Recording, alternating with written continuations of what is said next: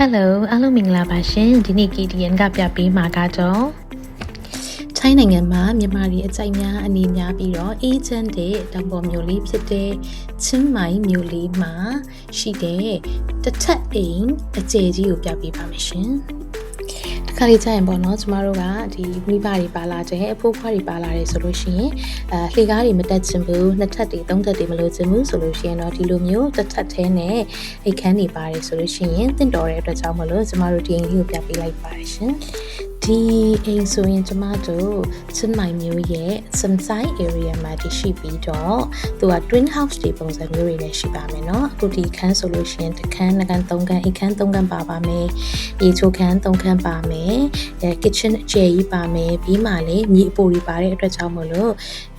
ကလေးတွေကိုစောင်းထားမယ်မိသားစုတွေ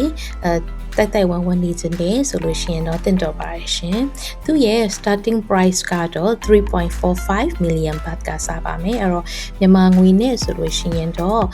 မြန်မာငွေ3,400ကျော်3,400ဆွန်းရှိပါမယ်ရှင်ဒီဝင်းကြီးထဲမှာပဲဒီလိုတစ်ထပ်အိမ်တွေအပြင်နှစ်ထပ်အိမ်တွေလည်းရှိတဲ့အတွက်ကြောင့်မလို့အသေးစိတ်ကိုတော့ page မှာစုံစမ်းနေနိုင်ပါတယ်တခုတည်းမဟုတ်ဘဲနဲ့ထိုင်းနိုင်ငံဘန်ကောက်ချင်းမိုင်Phuket ပတ္တရာအစုံမှာရှိတဲ့ project အစုံအတွက် KTN ကဝန်ဆောင်မှုအကောင်းဆုံးပေးဖို့အစဉ်သင့်ရှိနေပါတယ်ရှင် KTN ကိုအမြန်ဆုံးဆက်သွယ်ပေးပါရှင်ကျေးဇူးပါ